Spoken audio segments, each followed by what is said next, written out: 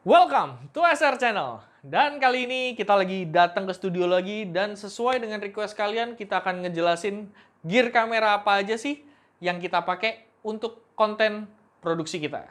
Let's check this out. Gua Yosi. Dan gua Axel. Kita akan riding ke berbagai tempat untuk cari motor, mobil keren yang layak direview.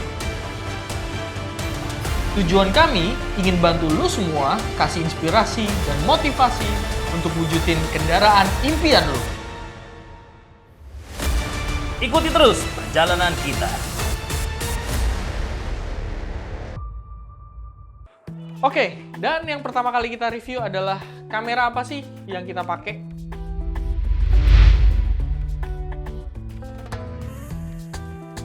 Pertama kita pakai Sony A6500. Kamera ini udah lama kita pakai. Dan apa sih keunggulan dari kamera ini? Kamera ini punya bodi yang sangat compact. Jadi tipis banget.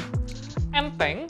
Memang dia punya sensor APS-C, bukan full frame. Tapi dengan APS-C ini aja sebenarnya sudah cukup. Dan kamera ini sudah mendukung resolusi 4K sehingga kita bisa mendapatkan gambar yang sangat tajam dan bisa dipakai untuk ubah posisi ya nanti ketika editing. Dan kamera ini juga sudah mensupport slow-mo sampai 120 fps. Ditambah dengan in-body stabilization yang membuat kamera ini kalau dipakai secara handheld aja sebenarnya sudah cukup bagus. Lalu lanjut ke kamera kita yang kedua. Kebetulan lagi kepasang sama lensanya. Dan ini kamera kita yang kedua yaitu A6600. Kita upgrade nggak terlalu jauh dari yang 6500 karena ini adalah penerusnya dari 6500. Keunggulannya apa? Kenapa kita memutuskan upgrade untuk ke kamera 6600 ini adalah yang pertama, baterainya jauh tahan lebih lama. Karena untuk konten-konten talk show yang ada di studio ini, kita butuh ngobrol yang jauh lebih lama. Dan kehebatan kamera ini adalah tidak ada recording limit. Karena di kamera sebelumnya recording limit cuma sampai 30 menit. Dan setelah 30 menit itu berarti kita harus cut dan kita harus sambung lagi ke video kita yang berikutnya. Dan itu menjadi PR ketika kita ngedit. Dan ketika di 6600 ini sudah tidak ada recording limit. Sehingga ketika kita pakai recording dalam waktu yang lama, filenya akan nyambung terus. Tinggal mana yang duluan habis, memory card-nya duluan atau baterainya duluan. Oke, berikutnya di kamera 6600 ini juga sudah bisa flip screen. Nah, flip screen ini kepake banget ketika kita mau ngevlog atau kita pengen rekomposisi ketika kita lagi syuting sendiri dan nggak ada yang bantuin. Layar ini akan kepake banget nih untuk ngebantuin kita bikin konten ya. Dan yang lebihnya lagi dari kamera 6600 dibanding adiknya sebelumnya yang 6500 adalah hadirnya headphone jack. Nah, headphone jack ini kepake untuk apa? Ketika kita lagi recording, apalagi yang model ada interview, lagi ada ngobrol-ngobrol sebelumnya, kita nggak bisa ngecek nih, audionya sebenarnya udah bener apa belum sih? Kita hanya bisa pakai feeling dan ya sesuai settingan yang sebelumnya. Tapi dengan adanya headphone jack ini, kita tinggal colok headset ke kuping kita dan kita bisa dengerin live langsung audionya seberapa bagus. Dan sisanya sih mostly sama ya, dengan autofocus yang lebih bagus, kemampuan low light yang lebih bagus. Itu sudah cukup mewakili kebutuhan produksi kita. Dan berikutnya, mungkin buat teman-teman kita juga pakai beberapa action kamera. Yang pertama adalah kamera yang kita lagi pakai sekarang ini nih, yang untuk nge-review barang yang ada di sini kita pakai DJI Osmo Action. Kamera ini cukup mobile untuk kita pakai di mana-mana dan kita juga pakai mounting helm karena kita juga beberapa ada shoot yang kita lagi di atas motor dan kita harus nge-shoot model POV gitu ya. Jadi kita kepake banget nih DJI Osmo Action.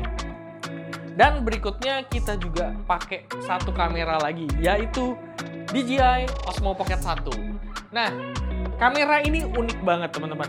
Kamera ini punya bodi yang sangat compact ditambah dengan gimbal.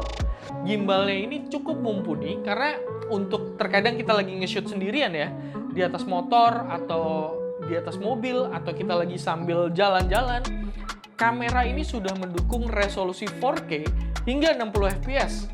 Dan ini sudah cukup banget untuk kalian pakai untuk nge-shoot sendiri. Terkadang kita butuh nge-shoot ya, kita tinggal nyalain gini doang dan gimbalnya udah otomatis nyala. Nah, gimbalnya ini nggak perlu susah-susah disetting karena ini sudah bawaan dari sananya, bisa mengikuti speednya, bisa disetting antara speed yang lambat ataupun speed yang cepat. Jadi kita tinggal pakai aja si DJI Osmo Pocket ini. Dan itu adalah beberapa kamera yang kita pakai untuk kita syuting. Berikutnya kita akan review lensa.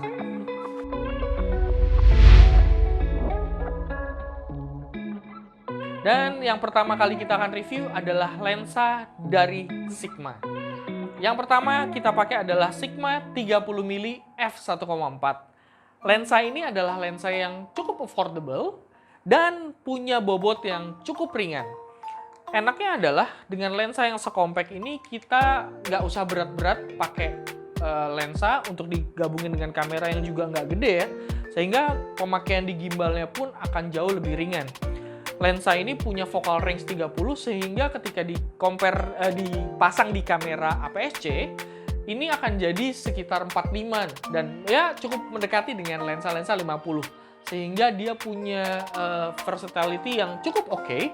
Wide-nya juga tidak terlalu wide tapi tidak terlalu ngezoom banget. Jadi sebenarnya kalau cuma mau syuting pakai satu lensa, mungkin gua akan bawa lensa yang satu ini.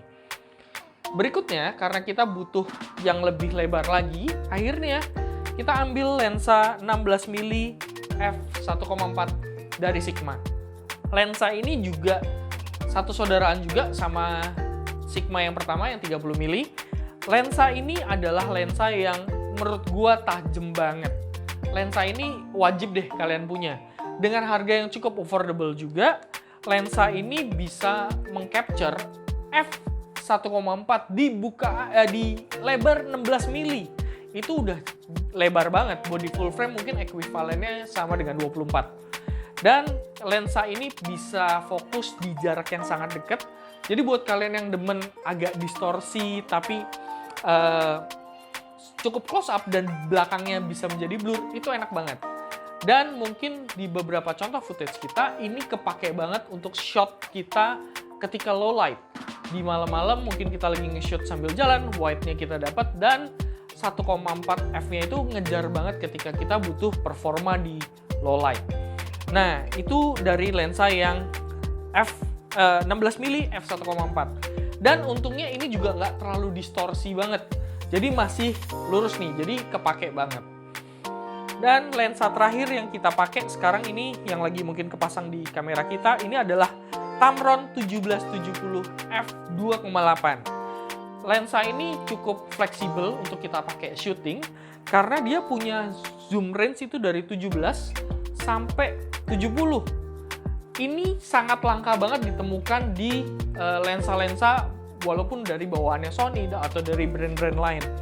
Karena dari 17 ke 70 dengan f2.8 kita bisa pakai lensa ini dengan f yang sangat konstan ketika kita mau zoom. Jadi ketika kita butuh tiba-tiba ngezoom, nggak tiba-tiba tuh aperture-nya berubah. Sehingga gambarnya tetap akan konstan. Dan di lensa ini juga udah ada bawaan vibration motor. Jadi dia tuh mengkompensasi gerakan-gerakan kecil. Sehingga jadi kalau misalnya kita lagi ngezoom banget dan kita cuman shoot handheld pakai tangan, dia sudah cukup membantu. Ditambah 6600 dan 6500 kan tadi udah ada in-body stabilization-nya.